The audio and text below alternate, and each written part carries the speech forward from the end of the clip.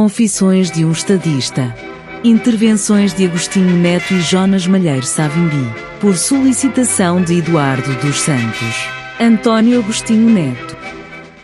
Eu, António Agostinho Neto, nascido a 17 de setembro de 1922, em Icolo Ibengo, filho de Guilhermina Neto e José Pereira Neto, ambos nascidos em Icolo Ibengo, na qualidade de primeiro presidente da República de Angola, venho, por intermédio dos meus camaradas, enquanto líder de um dos movimentos que presidiu a queda do regime colonial, juntamente com outros camaradas, culminando com a eliminação do processo de segregação racial.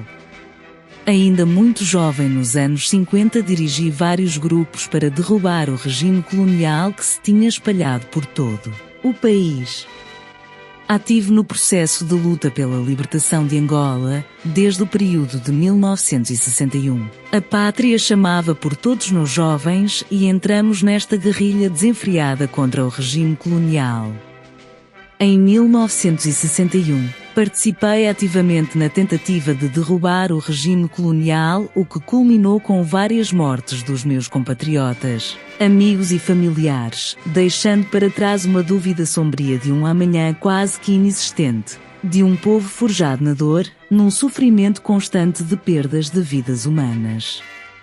Após várias tentativas de derrubo do regime colonial, recebi uma bolsa de estudo para fazer a minha licenciatura em Coimbra, aonde permaneci durante longos anos, até a conclusão da minha formação.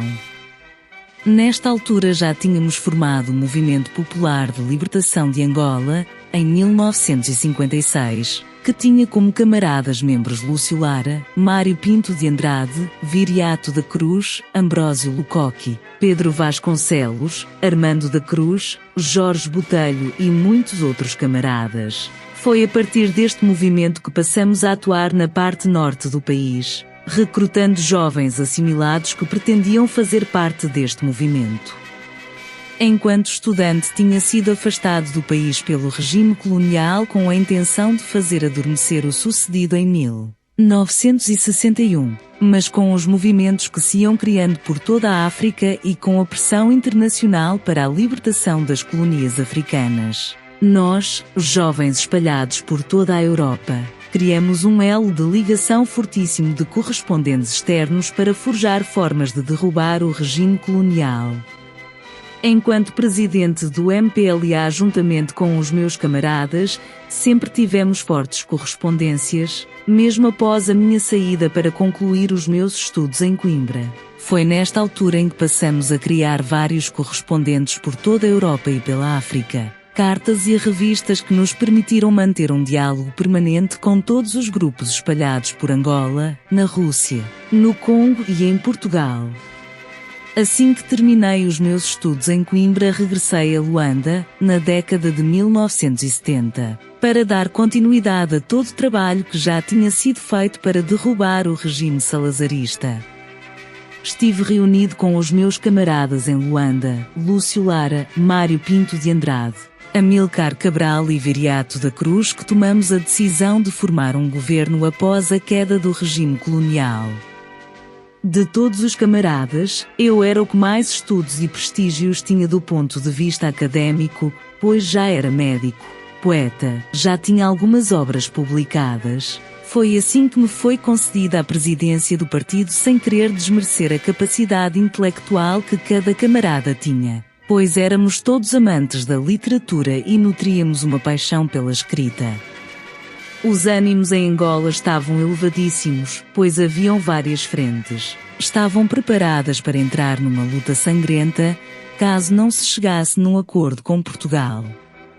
Em todos estes anos de tentativa para derrubar o regime colonial, encetamos várias formas de diálogo para que não voltássemos a atrair um mar sangrento comparado com o que aconteceu em 1961. Foi por isso que, juntamente com os nossos irmãos espalhados pelo sul de Angola e a leste do país, decidimos juntar-nos para encontrar um caminho não sangrento que nos levasse a retirar o regime salazarista do nosso país.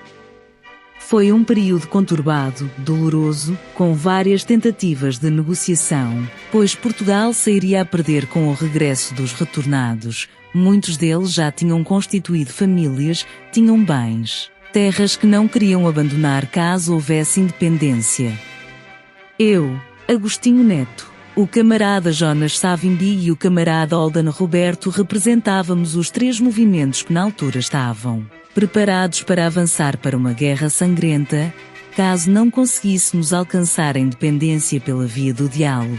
Neste encontro realizado entre o camarada Jonas Savimbi, Oldan Roberto e eu, ficou acordado que nós, o MPLA, ficaríamos com uma parte norte de Angola. O camarada Jonas Savimbi ficava com uma parte sul e o resto do país ficaria com o camarada Oldan Roberto, uma vez que lutávamos em zonas específicas. Os nossos trabalhos de recrutamento eram em zonas muito específicas porque não poderíamos estar em toda Angola. Mas as evidências eram claras que esta forma de governação faria com que Angola tivesse que ser dividida em três, o que do ponto de vista estratégico não era viável, pois acabaria por nos enfraquecer.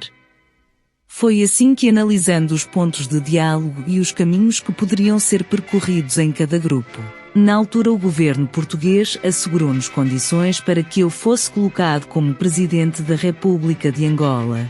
Teria o apoio de Portugal, reconheceria o nosso governo, desde que se garantisse a proteção de todos os cidadãos portugueses em Angola, que se protegessem certos bens, desde fábricas que sempre estiveram sob a posse portuguesa, garantindo esta circulação de bens e serviços para minimizar os danos que as independências alcançadas fossem causar a Portugal. Foi nesta ordem de ideias que eu e os meus camaradas decidimos abraçar este acordo, garantindo uma transição meramente pacífica para que não causasse desconfiança a todos os outros grupos que estavam envolvidos neste processo. Os acordos eram económicos e era importante que Portugal garantisse a proteção dos seus cidadãos, que cá quisessem ficar mesmo após a independência. Era sabido que os acordos de Alvor em nada dariam, porque jamais se realizariam eleições prematuramente, após a minha confirmação como primeiro presidente de Angola. A minha governação foi muito curta, o que não me permitiu trabalhar mais nem melhor para que Angola fosse governada nos princípios da unidade nacional, da paz social, da harmonia e irmandade entre os irmãos e a robustez de um Estado que servisse a todos sem exceção.